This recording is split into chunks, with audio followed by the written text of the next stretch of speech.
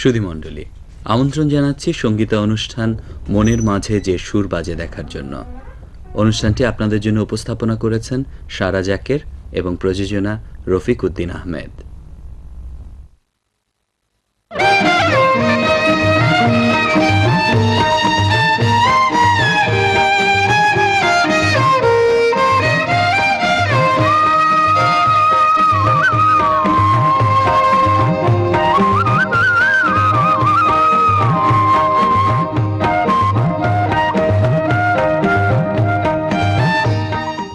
সুপ্রিয় দর্শক, বসন্তের শুভেচ্ছা জানিয়ে শুরু করছি সঙ্গীত অনুষ্ঠান মনের মাঝে যে সুর বাজে। আপনারা জানেন, পাক্ষিক এই অনুষ্ঠানে প্রতি পর্বে উপস্থিত থাকেন জনপ্রিয় এবং প্রথিতযশা শিল্পীরা। তারা সাধারণত যে গানগুলো গেয়ে থাকেন তার একটি উপস্থাপন করেন এবং বাকি দুটো গান তাদের বুহের বাইরে যে গান সেই গান গেয়ে থাকেন।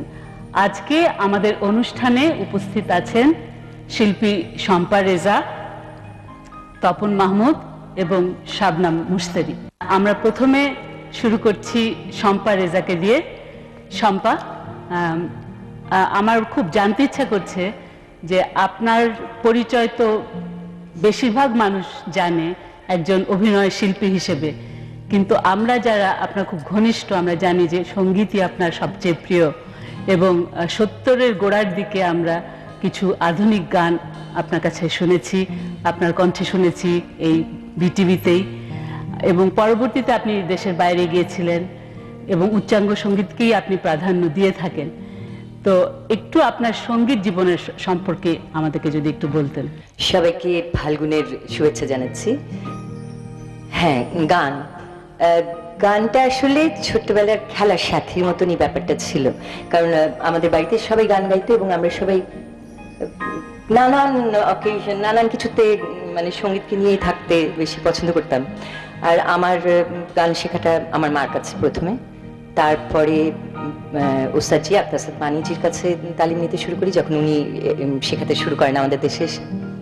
পরবর্তীতে মানে এত বেশি ইন্টারেস্ট আমার জন্মালো উচ্চাঙ্গ সঙ্গীতের প্রতি যে আমি স্কলারশিপ নিয়ে মানে নর্মাল লাইন অফ এডুকেশন ছেড়ে দিয়ে চলে গেলাম ইন্ডিয়াতে উচ্চাঙ্গ সঙ্গীতের উপরে পড়াশোনা করতে। তো শান্তিনিকেতনে কাটলো 4 বছর ব্যাচেলার করে। তার পরবর্তীতে আমি একটা স্পেশাল স্কলারশিপ পেলাম পণ্ডিত ধ্রুবতারা যোশীর আন্ডারে, এবং ওনার কাছেই সঙ্গীত কি তা শিখলাম এবং বুঝলাম যে কত কম জানি এবং এই জানার শেষ নাই। তো ওই জানতে জানতেই যাচ্ছে আমার জীবন আসলে। তো আমরা আরো পেতে চাই আপনাকে উচ্চাঙ্গ সঙ্গীতে এবং উচ্চাঙ্গ সঙ্গীত ধর্মীয় সঙ্গীতে। তো আজকে আপনি প্রথম গানটা, আমাদের দেশের বরেণ্য কিছু শিল্পী আছেন তাদের প্রতি শ্রদ্ধা জানিয়ে আমি শাহনাজ রহমাতুল্লাহর একটি খুব চমৎকার গান, মানে আমরা ছোটবেলায় পাগল ছিলাম।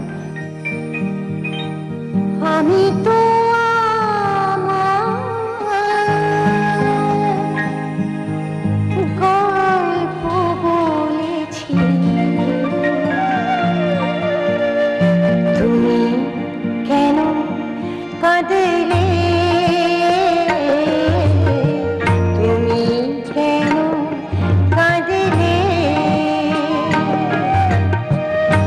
আমি তো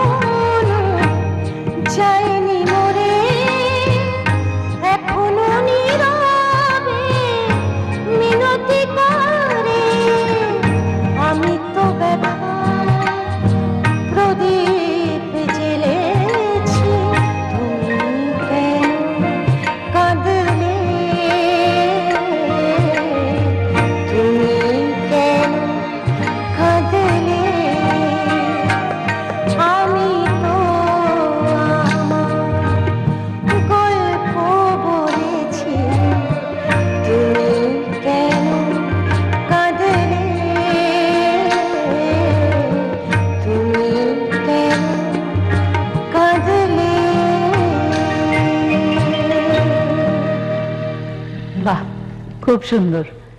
ইচ্ছা করে যে আমরাও যদি পারতাম একই সাথে গান, বিভিন্ন রকমের গান এবং অভিনয়। আসলে গান তো একটা চমৎকার জিনিস না, একদম। গান একদম সারা জীবনের বন্ধু।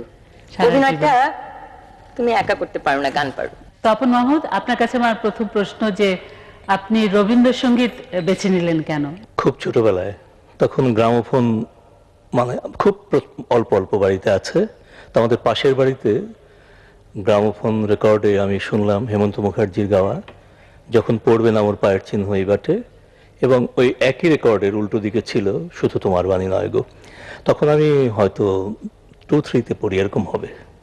তো সে সময় ওই গান আমাকে এত আপ্লুত করেছিল, এখন বুঝি আমি যে বাণী বা সুর যে কোনো জিনিসই হোক, তখন তো এটা বোঝার ক্ষমতা ছিল না, কিন্তু ওই যে ভালো লাগা, এই ভালো লাগাই আমাকে রবীন্দ্রসঙ্গীতে নিয়ে এসছে। এবং পরবর্তীতে আপনি কোথায় সঙ্গীত? আমি কিন্তু রবীন্দ্রসঙ্গীত শুরু করেছি আমার দেশ বরিশালে প্রয়াত নারায়ণচন্দ্র সাহার কাছে, তারপরে ঢাকায় এসে প্রয়াত ফজলে নিজামী এবং আফসারি খানম, এবং মুক্তিযুদ্ধকালে কলকাতায় প্রয়াত অরবিন্দ বিশ্বাসের কাছে আমি গান শিখেছি। বসন্তের গান গাইবেন নাকি অন্য কোনো? যদিও মানে বসন্ত পর্যায়ের গান না, মানে এটা বিচিত্র পর্যায়ের গান, তবু এর মধ্যে বসন্তের কথা রয়েছে, আমি সেই গানটি গাইছি। প্রাঙ্গণে মোর শিরিষ শাখায় ফাগুন মাসে কি উচ্ছ্বাসে ক্লান্তিবিহীন ফুল ফোটানো খেলা, শান্ত পূজন শান্ত বিজন সন্ধ্যা বেলা ক্লান্তিবিহীন ক্লান্তিবিহীন ফুল ফোটানো খেলা, শান্ত পূজন শান্ত বিজন সন্ধ্যা বেলা, প্রত্যহ সেই উল্লসিরিষ প্রশ্ন সুধায় আমায় দেখি এসেছে কি, এসেছে কি।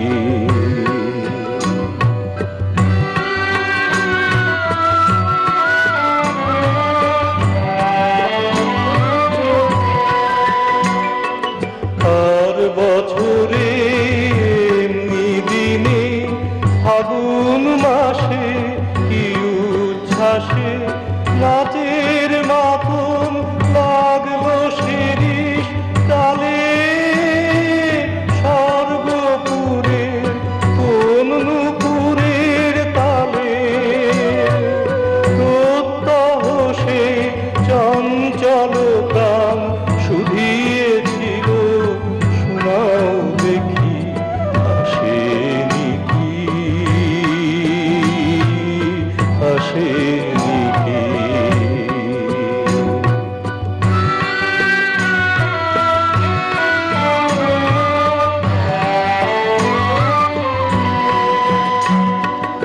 আবার কখন এমনি দিনে ফাগুন মাসে কি আশ্বাসে ডালগুলি তার রইবে শ্রবণ পেতে,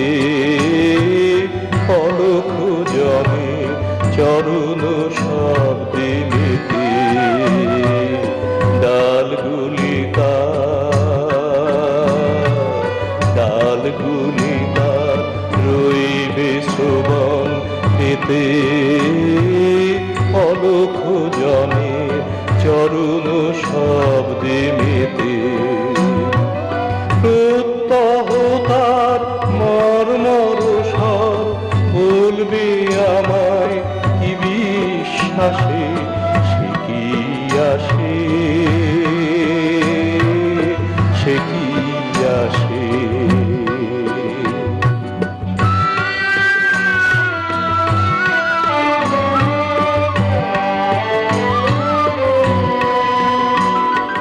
প্রশ্ন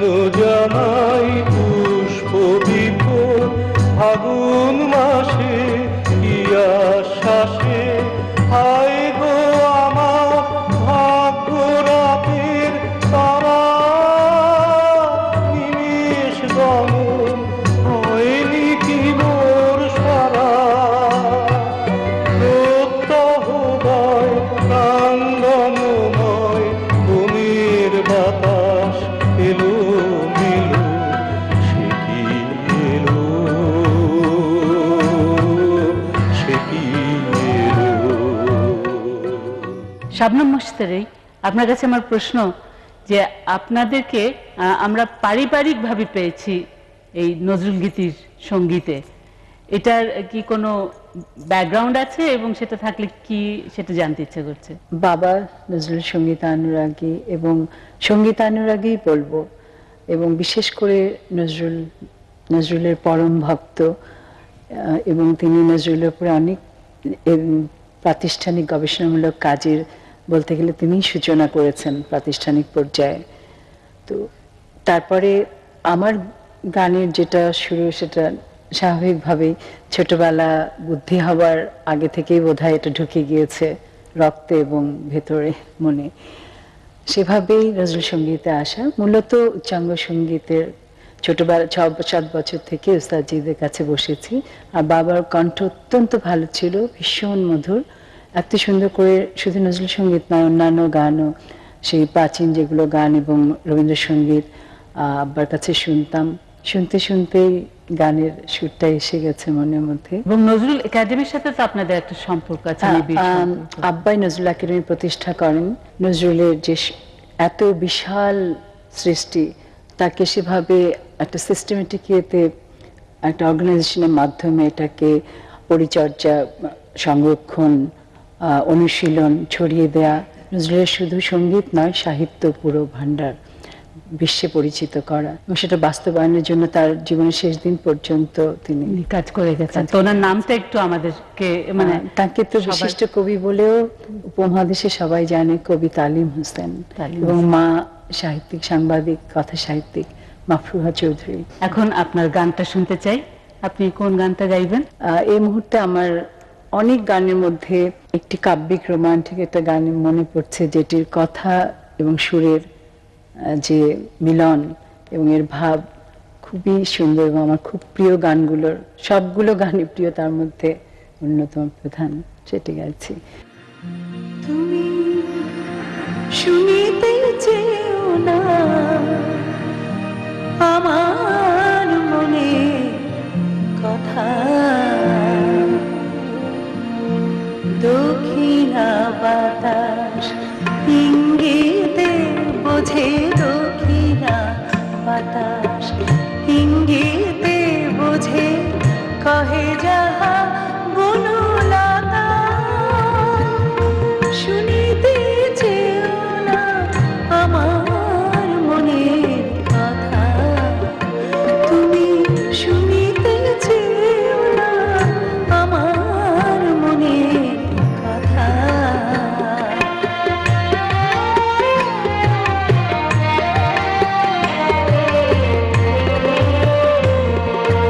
চুপ করে যা সুদূর গগনে, মহাসাগরে ক্রন্দন শুনে, চুপ করে যা সুদূর গগনে, মহাসাগরে ক্রন্দন শুনে, ভ্রমর কাঁদিয়া ভাঙিতে পারে না কুসুমে নীরবতা, তুমি শুনিতে চেও না আমার মনের কথা।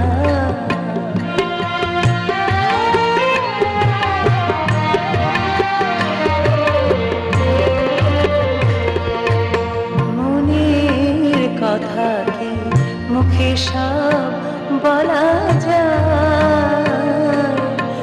মনের কথা কি মুখে সব বলা যায়, রাতে আধারে যত তারা জ্বলে, রাতে আধারে যত তারা জ্বলে, আঁখি কি দেখিতে পায়, মনের কথা কি মুখে সব বলা যায়।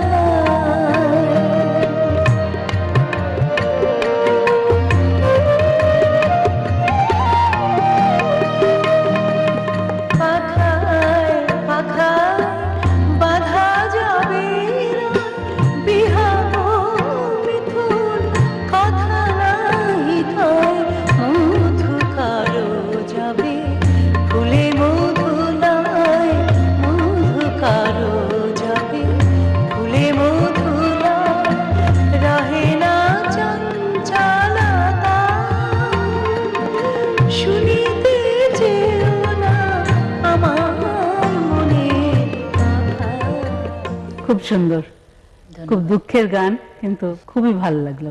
এরপর আমরা ফিরে আসছি শম্পা রেজার কাছে। শম্পার কাছে আমার প্রশ্ন, এর পরবর্তী গান কি? একটু দুঃসাহস করছি, রবীন্দ্রসঙ্গীত গাইছি। আমাদের এই সঙ্গীত অনুষ্ঠানে দেখা যাচ্ছে যে বেশিরভাগ শিল্পী রবীন্দ্রসঙ্গীত গাইছেন। ওই যে রবি ঠাকুর বলেছিলেন যে ওনার গান গাইতে হবে, আমাদের ফিরে আসতেই হবে, কারণ জীবনবোধের ব্যাপারের সঙ্গে প্রচন্ডভাবে ওতপ্রোতভাবে মিলে গেছে, মিশে গেছে। দিবস রজনী আমি যেন কার আশায় আশায় থাকি,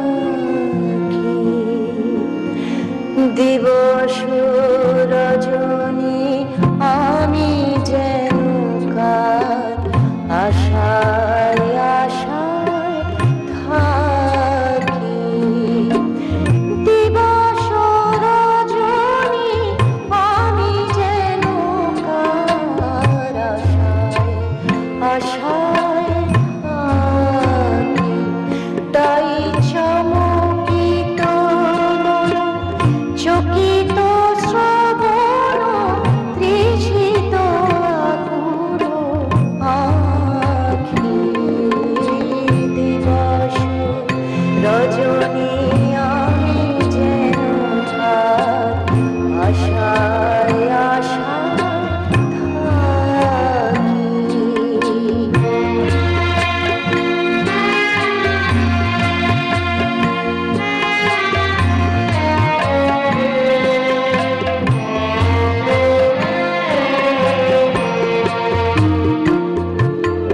চঞ্চল হয়ে ঘুরে বেড়ায়, সদা মনে হয় যদি দেখা পায়, চঞ্চল হয়ে ঘুরে বেড়ায়, সদা মনে হয় যদি দেখা পায়, কে আসিছে বলে চমকিয়ে যায়, কাননে ডাকিলে পাখি, দিবস রজনী আমি যেন কার আশায় আশায় থাকি।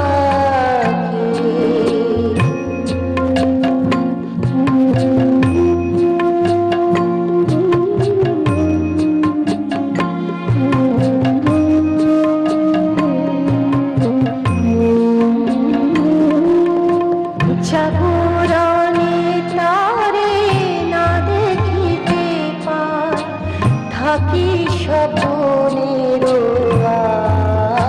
আশে, ঘুমের আড়ালে যদি ধরা দেয়, বাঁধিব স্বপন পাশে, জাগরণে তারে না দেখিতে পাই, থাকি স্বপনের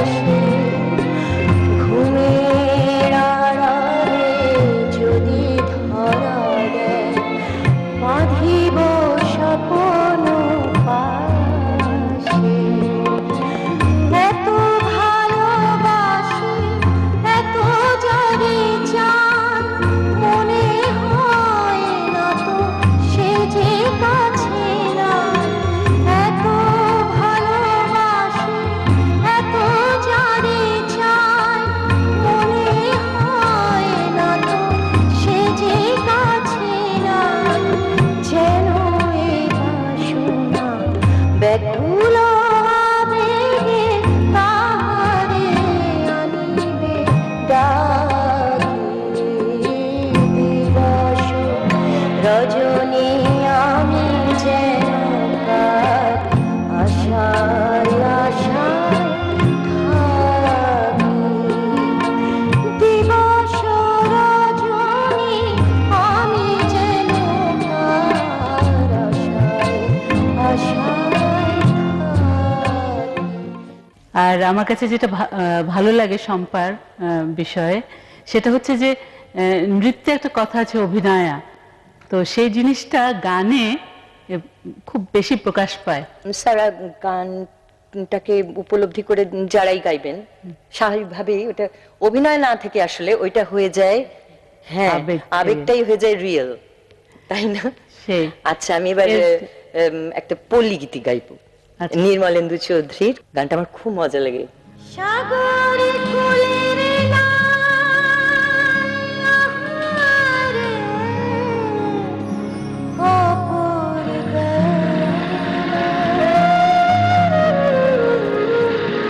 মাঝি কথা বাইরিয়া সাগর কোলের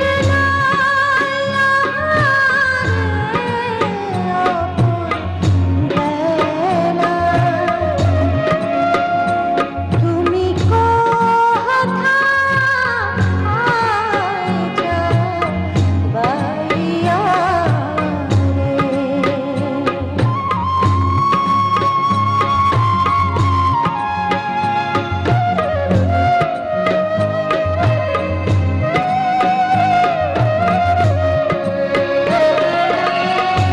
কারে কখন ভাষাও মাঝি আমায় যাও কাঁদাইয়া আমি আশায় আশায় রইলাম বসে তোমার দেখা নাই নাই আমায় ডেকে ডেকে বলছো মাঝি রে আমার নাহি গায় আমায় ডেকে বলছো তোমার নাই আর জায়গা নাই আপন বেড়ায় মাঝি কথা যাও বাইয়া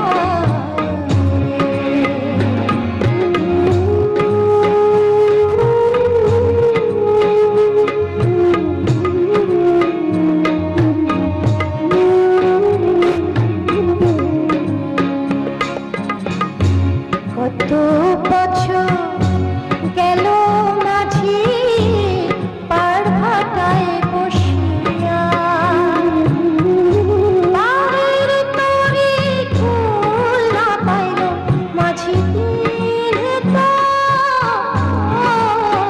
গেল হইয়া রে আমায় ডেকে ডেকে বলছো মাঝি রে আমার নাহি গায় আমায় ডেকে বলছো তোমার নাই আর জায়গা নাই আপন বেড়ায় মাঝি কথা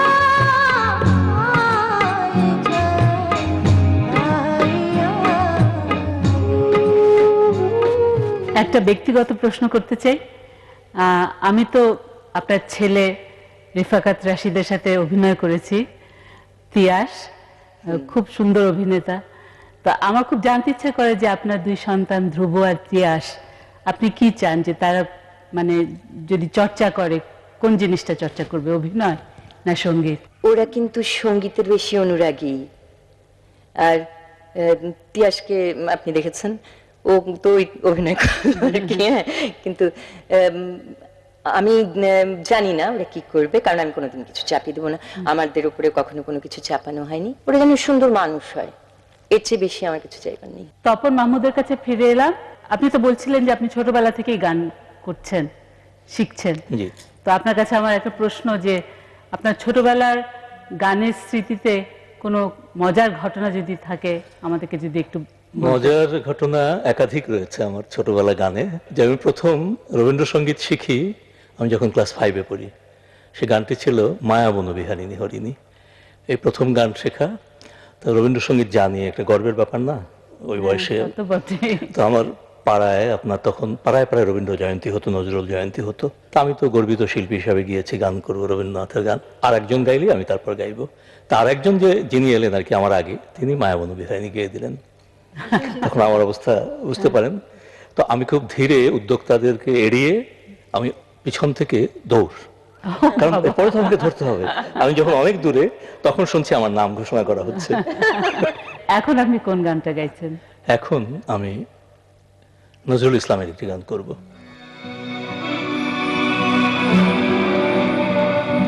মোর প্রিয়া হবে এসরানি, দেব খোঁপায় তারার ফুল। মোর প্রিয়া হবে এসরানি, দেব খোঁপায় তারার ফুল। করণে দোলাব দ্বিতীয়া তিথি, চৈতি চাঁদের প্রিয়া হবে এসরানি, দেব খোঁপায় তারার ফুল।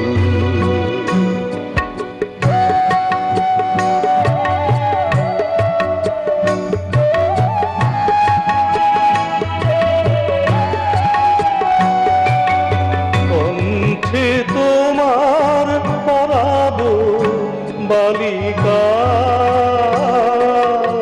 হংস শারীর দোলানো মালিকা। কণ্ঠে তোমার পরাবো বালিকা, হংস শারীর দোলানো মালিকা। বিজুরি জারি পিতায় বাঁধিব মেঘরং এলো চুল, দেব খোঁপায় তারার ফুল। মোর প্রিয়া হবে এসরানি, দেব খোঁপায় তারার ফুল।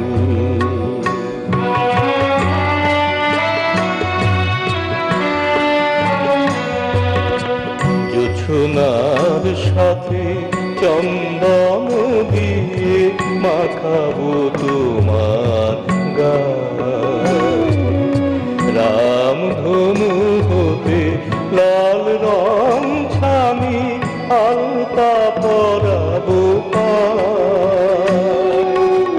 জোছনার সাথে চন্দন দিয়ে মাখাবো তোমার গায়ে,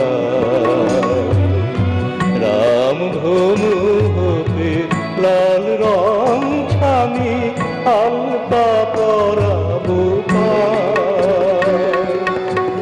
আমার গানের সাত সুর দিয়া তোমার বাসর রচিব প্রিয়া।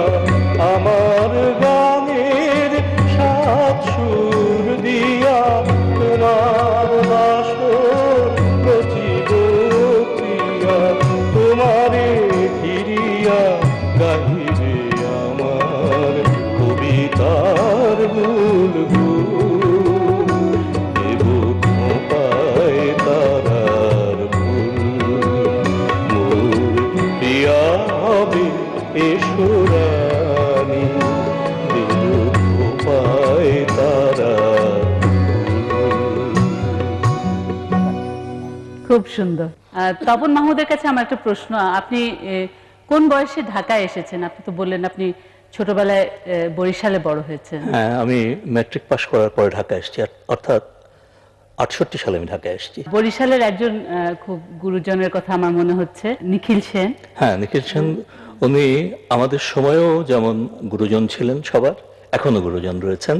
এবং আমি এটা বলতে পারি যে ওনাকে ঘিরেই বরিশালের সংস্কৃতি জগৎটা আবর্তিত এখন। আবর্তিত হয়েছে। এইসব মানুষগুলো কিন্তু বিরাট একটা অবদান রেখে গেছেন আমাদের। যার যার ক্ষেত্রে ওনারা এই অবদান রেখে গিয়েছেন। ওনারা চলে গেলে আমি জানি না যে ওরকম আরেকজন আসবেন কিনা। যেমন ওয়াহিদুল হক চলে গেলেন, এইটা তো বিশাল একটা মানে উনি কিন্তু অনেকে বলেন যে উনি শুধুই রবীন্দ্রসঙ্গীতের সাধক ছিলেন বা রবীন্দ্রসঙ্গীত, তা কিন্তু নয়। উনি বাঙালি সংস্কৃতির একজন সাধক ছিলেন, সম্পূর্ণ অর্থে সঙ্গীত সংস্কৃতি সব মিলিয়ে। তো এই মানুষগুলোর প্রতি শ্রদ্ধা জানিয়ে আমরা আমাদের এই অনুষ্ঠানে আজকে বিশেষ শ্রদ্ধা জানাচ্ছি। অবশ্যই। আর আপনার কাছে শুনতে চাইছি যে আপনি এর পরের গানটি কি? এরপরে আমি একটি ভিন্ন ধরনের গান করব, যে ধরনের গান আমি সাধারণত গাই না। সোহাগ চাঁদ বদনি ধনি নাচো তো দেখি, সোহাগ চাঁদ বদনি ধনি নাচো তো দেখি, বালা নাচো তো দেখি, বালা নাচো তো দেখি, বালা নাচো তো দেখি, সোহাগ চাঁদ বদনি ধনি নাচো তো দেখি, সোহাগ চাঁদ বদনি ধনি নাচো তো দেখি।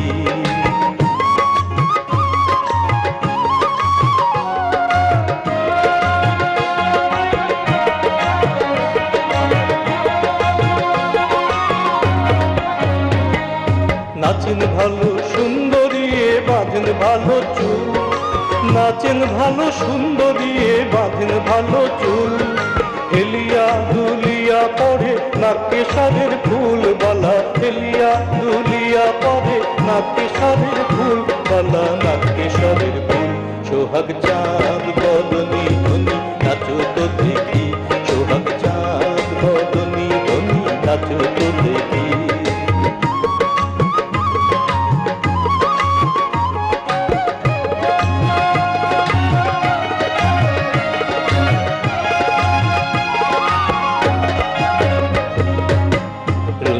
নুপুর বাজে ঠমক ঠমক তালে, রনুর ঝুনু নুপুর বাজে, রনুর ঝুনু নুপুর বাজে ঠমক ঠমক তালে, রনুর ঝুনু নুপুর বাজে, নয়নে নয়ন মেলিয়া গেল, শরমে রং লাগি গালে, শরমে রং লাগি গালে, যেমনি নাচে নাগর কানাই তেমনি নাচে রাই, যেমনি নাচে নাগর কানাই তেমনি নাচে রাই, নাচিয়া ভুলাও তো দেখি নাগর কানাই, একবার নাচিয়া ভুলাও তো দেখি নাগর কানাই, রাই নাগর কানাই, সোহাগ চাঁদ বদনি ধনি নাচো তো দেখি, সোহাগ চাঁদ বদনি ধনি নাচো তো দেখি। এটা তো একটা বিয়ের গান। হ্যাঁ, আমরা সিলেট অঞ্চলের। হ্যাঁ, সিলেট অঞ্চলের আমরা যখন ছোট ছিলাম তখন এই গানগুলোই হতো বিয়েতে। এখন দুঃখজনক ভাবে হলেও সত্য যে অন্য ভাষার গানগুলো বেশি হয়। আমি এখানে একটু একটা কথা বলি, ওয়াহিদ ভাইয়ের কথা যখন এসছে, ওনার প্রতি শ্রদ্ধা জানিয়ে, আমরা শুধু ওনাদেরকে দেখবো আর মুগ্ধ হব, এটা যেমন খুবই সুন্দর জিনিস, কিন্তু এখন সময় এসছে ওনাদের মতো হওয়ার চেষ্টা করার। এই যেমন বলছিলাম যে বাংলা গানের জায়গায় যেখানে অন্য ভাষার গান জায়গা কেড়ে নিচ্ছে। হ্যাঁ, এই যে আমাদের বর্তমান যে পরিষ্কার করবার যে ব্যাপারটি শুরু হয়েছে, ওটার মধ্যে আমাদের কালচারাল জগৎটাতেও আমার মনে হয় অনেক অনেক কিছু পরিষ্কার করবার সময় এসে গেছে, বা অনেক দেরি হয়ে যাচ্ছে যেন শুরু হয়। শাবনাম, আপনার কাছে আমার প্রশ্ন, আপনি এরপরে কোন গানটি গাইছেন? আমার এই গানটি হচ্ছে ভাষা আন্দোলনের উপরে। এই ফাগুন মাসে ভাষা আন্দোলনের সমস্ত শহীদদের প্রতি শ্রদ্ধা জানিয়ে একটি গান গাইছি, যেটি সুর করেছেন এদেশে যাকে গণসঙ্গীতের রাজা বলা হয়, শেখ লুৎফর রহমান।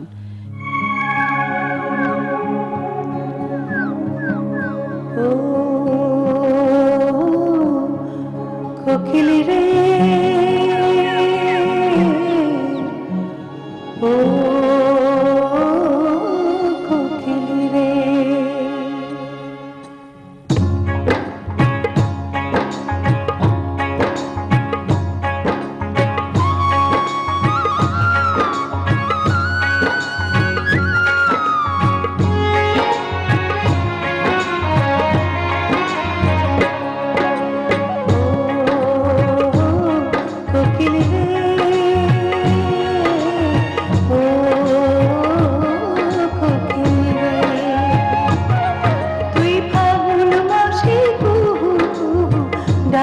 না রে আর, তোর ডাক শুনে মোর ভাইয়ের কথা মনে পড়ে বারে বার। ও কোকিল রে, ও কোকিল রে।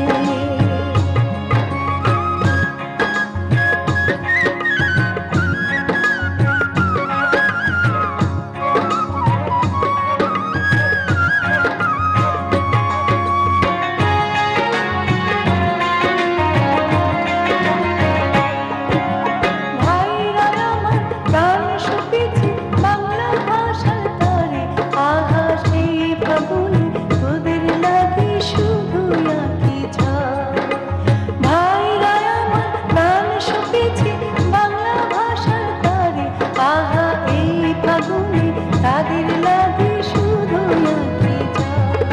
তোর কুহু কুহু ডাকে মনের আগুন দ্বিগুণ জ্বালাস না রে আর, তো কোকিল রে, ও কোকিল রে।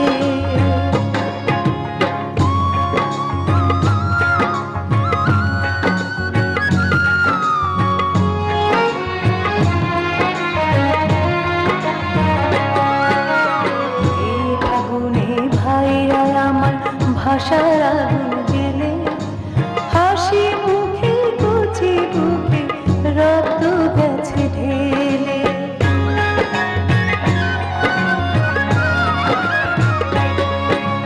ভাইরা আমার বেঁচে আছে বাংলাদেশের ঘরে, ঘরে কে বলে ভাই সালাম বরকত শহীদ হলো মোর। তারা মায়ের মুখের ভাষা হয়ে আমার কাঁদায় বারে বার। ও কোকিল রে, ও কোকিল রে। আসলে এই ভাষা আন্দোলনকে ঘিরে যে কত গান রচনা করা হয়েছে তার ইয়ত্তা নাই। হ্যাঁ, অনেক মর্মস্পর্শী গান। আসলে আমাদের এই দেশ গড়ার যে আন্দোলন সেই 52 সাল থেকেই ধরা যেতে পারে। তো এর পরবর্তী গান কি এর মধ্যে আপনার? একটি কথা আমার বলতে ইচ্ছে করছে, যখন পাকিস্তানে উর্দুতে জাতীয় সঙ্গীত হয়েছে তখন তো অনেক আপত্তি হয়েছিল, এবং বাংলা ভাষায় আমি বলবো যদি আমার ভুল না হয়ে থাকে প্রথম বাংলা ভাষায় যে আব্বার লেখা গান হয়েছিল পাকিস্তানের জাতীয় সঙ্গীত হিসেবে, যেটা হবার কথা ছিল, এবং সেটি শুরু করেছিলেন আমাদের বিখ্যাত প্রখ্যাত প্রয়াত আমাদের শ্রদ্ধেয় সঙ্গীতজ্ঞ জনাব আব্দুল আহাদ। সেটি রেকর্ডেও গৃহীত হয়েছে কিন্তু আর হয়নি। যুক্তিসঙ্গতভাবে তো যেই পপুলেশন বেশি ছিল বাংলাদেশে এবং সেই হিসেবে বাংলা ভাষায় জাতীয় সঙ্গীত হওয়া উচিত ছিল। আপনার শেষ গানটা কি? সেটি আমার শখের শ্রদ্ধেয় শচীন্দ্র বর্মন তার গাওয়া, সেটি আমি সাহস করে গাইতে চাই। তুমি যে গিয়াছো বকুল বিছানো পথে, নিয়া গেছো একটি কুসুম, নিয়া গেছো একটি কুসুম আমারও খবরি হতে। তুমি যে গিয়াছো বকুল বিছানো পথে।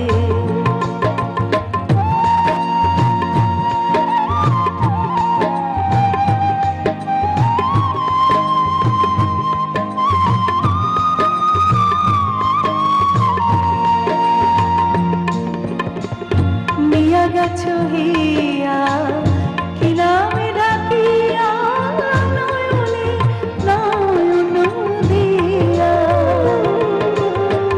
নিয়া গেছো হিয়া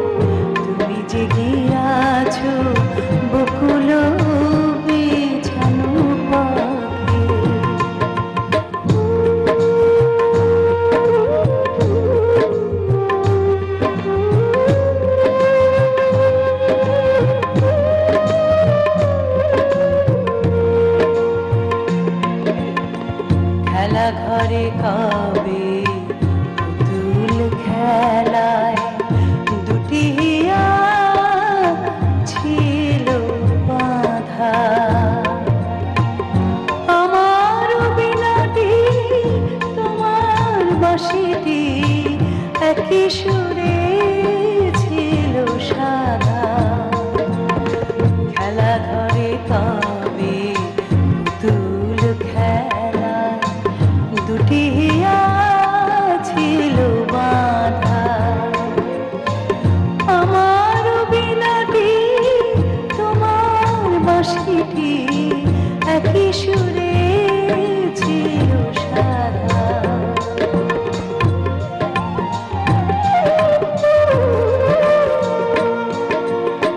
সে খেলা ফুরালো সে সুর মেলালো নিবিল আলো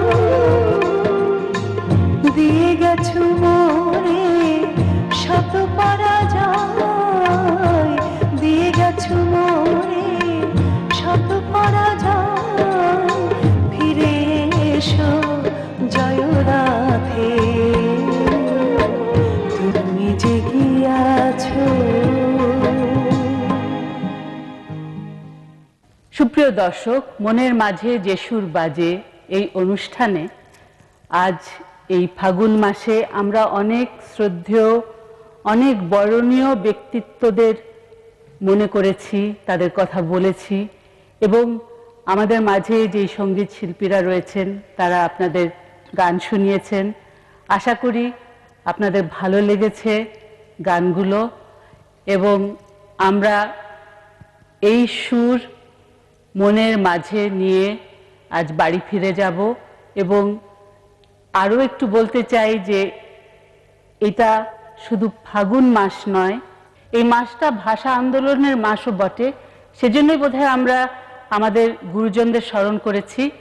এই বলে আজকে আমাদের অনুষ্ঠান শেষ করছি এবং এই অনুষ্ঠানে যারা সঙ্গীত পরিবেশন করেছেন তাদেরকে ফুলের শুভেচ্ছা। তপন, শবনম,